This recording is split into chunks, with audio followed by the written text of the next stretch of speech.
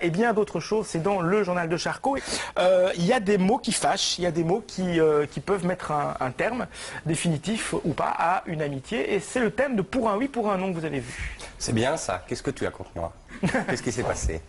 Voilà, c'est comme ça que ça commence, cette pièce. En fait, c'est une pièce qui a été écrite par Nathalie Sarraute, qui est grand auteur, né en Russie en 1900, décédé en 1999 à Paris. C'est le nouveau roman, Tropisme, Les fruits d'or. C'est la maman de Claude Sarraute, qu'on connaît, qui est auteur également, mais qui travaille aussi avec Laurent Ruquier en télévision. C'est malheureux qu'on soit plus connu pour ça que pour autre chose, mais bon, c'est comme ça. Au moins, ça, on met un visage. Donc, Nathalie Sarraute, c'est un grand auteur du XXe siècle. Et c'est une pièce qui a été jouée il y a 19 ans déjà par Alexandre von Sivers et Daniel Hansens. Et ils la reprennent aujourd'hui. Ça s'appelle donc Pour un oui ou pour un non. Et donc, qu'est-ce qu'ils font pour un oui ou pour un non? Ça raconte quelque chose ils se disputent. Ouais. C'est-à-dire que c'est les deux meilleurs amis du monde. Et pour un oui ou pour un non, eh bien, leur amitié est mise à mal. Et en fait, c'est pas tout à fait pour un oui ou pour un non. C'est pour un « c'est bien ça ». Une intonation, une petite phrase de 3 mots. Ça commence comment? Eh bien, il y en a un qui va annoncer une bonne nouvelle à l'autre, et l'autre lui dit « c'est bien ça ». Voilà. Vous le faites et ça bien commence aussi, là. Oui. Et donc, l'autre va lui dire « mais explique-moi pourquoi tu m'en veux ». Et l'autre va lui dire « mais c'est rien ». C'est ce qu'on appelle rien, en tout cas pas quelque chose qu'on peut expliquer avec des mots. Et donc il y a toute une joute oratoire, c'est une vraie partition de mots qui va être mise en scène. Alors on se dit, joute oratoire, on va jouer sur la formule, sur le sens des mots, sur le sens de l'intonation, on va se faire chier. Eh bien, pas du tout.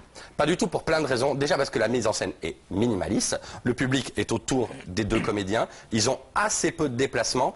Et ils jouent de manière absolument colossale, je trouve, Von Sivers et Daniel Hansens. Et donc, il y a tout un jeu auquel le spectateur, presque malgré lui, est amené à participer. Ça dure 55 minutes. C'est assez court. Et donc, voilà, ce qui peut paraître assez chiant sur le papier s'avère assez magnifique. Ouais. Alors, on va parler de quoi? De jalousie, de condescendance, et surtout, comment faire, et ça nous est tous arrivé, d'être blessé par une petite chose, comment faire pour expliquer à quelqu'un qu'on a été blessé par quelque chose de si infime, d'aussi minimaliste que la mise en scène. Ça peut être une phrase, ça peut être un regard, ça peut être rien du tout. Ouais. J'ai été blessé parce qu'il ne s'est rien passé. Voilà. Comment on va faire pour expliquer ça à l'autre alors que le monde tourne mal à côté? Est-ce que c'est si grave? Mais un mot, c'est déclencheur, c'est qu'il y a quand même quelque chose derrière qui Mais bien évidemment. Voilà, qui se prépare. Quand vous discutez avec votre femme pour une petite connerie, elle vous ressort pas un truc que vous avez fait il y a 10 ans. Généralement, c'est toujours un petit mot, une petite connerie. Mais alors, quand on tire la petite ficelle, c'est toute l'armoire qui vous tombe dessus. Oui. Là, exactement. Ouais. C'est pour ça qu'ils vont commencer à parler de la jalousie, de la condescendance qu'un a pu avoir envers l'autre à un moment de leur existence, etc.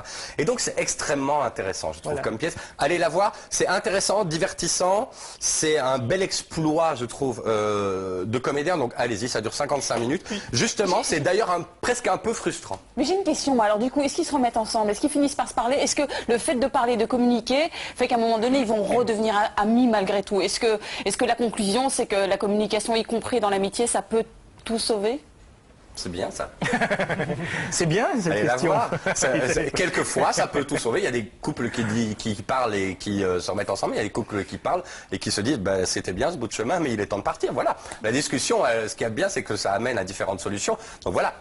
Il se passe quelque chose à la fin, mais la pièce n'est pas fermée. C'est-à-dire qu'ils ne sont pas totalement amis ou totalement ennemis. Pour un oui, pour un non, 20 ans après, enfin 19 ans après, avec Daniel Hansens et Alexandre von Sivers. C'est encore au Volubilis du 6 au 10. Ils l'ont déjà joué dans d'autres endroits. Et puis au Centre culturel du 21 au 24 octobre. Le photographe de la semaine.